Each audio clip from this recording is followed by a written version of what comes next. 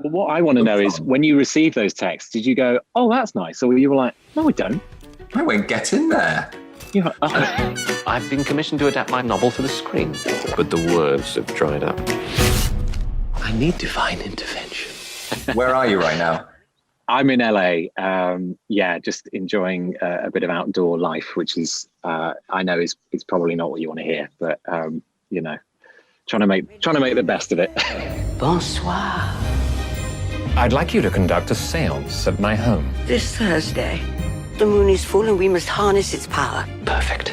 Can you tell me what it's like to start opposite Judi Dench? What is she like to be a co-star, to be, I guess, a friend, and to just run lines with? What was that experience like?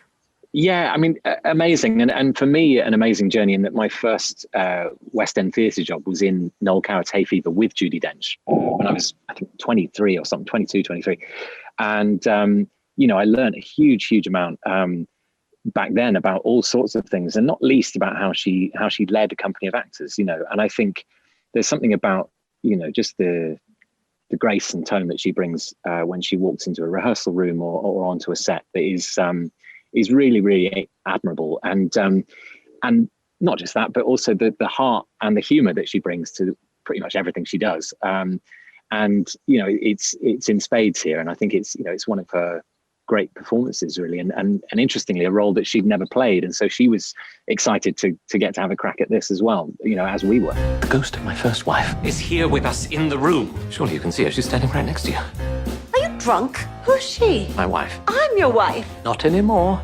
The way that you and I are talking right now is not the way that people, or certainly in the film, that they sounded in the 30s. You right. Speak quite fast and they're very back and forth. And Is that something that you all had to work on in terms of dialogue? Did you have to practice to speak in your 1930s ways? But it's just a different time, a different sort of, people would think in complete paragraphs, and speak a whole volume of things very, very quickly.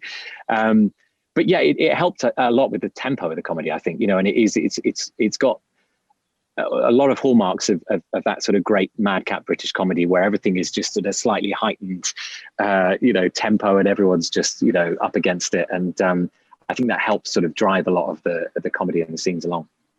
Speaking of madcap, I think this is probably something that you're used to at the moment by now, having been in as many films as you have. But the scenes where you have to act opposite a ghost, and I don't mean opposite your actor, I mean where you have to be speaking to nothing. Is that always an interesting or difficult thing to do, or is it's just acting in it?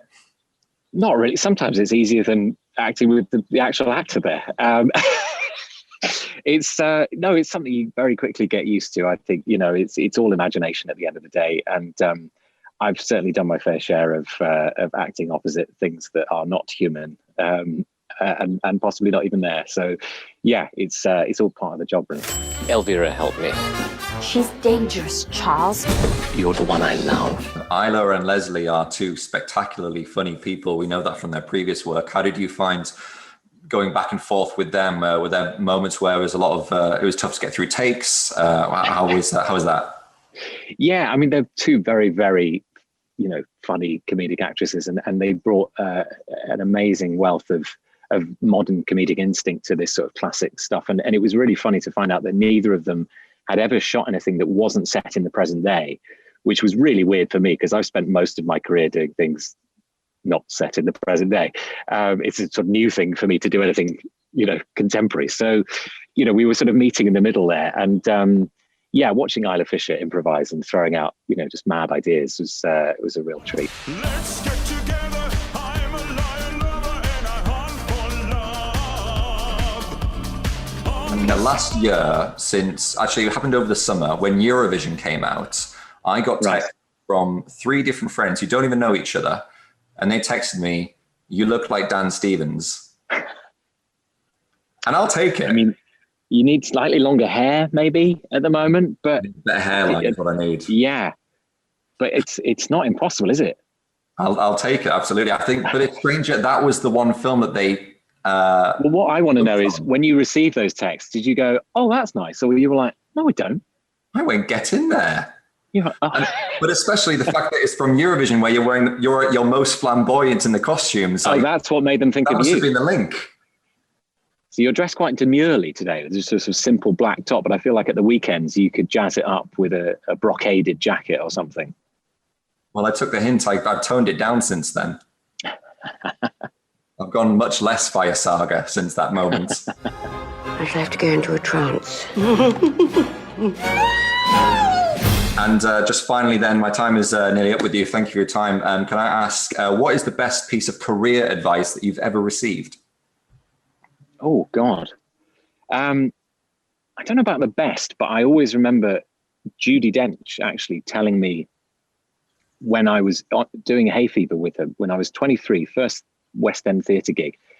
And, you know, I think we were talking about sort of career and about, you know, you get to that point where it must be just great. You know, being Judi Dench must be great, right? Where you just sort of, you get there and it's all just fields of Judi Denchness.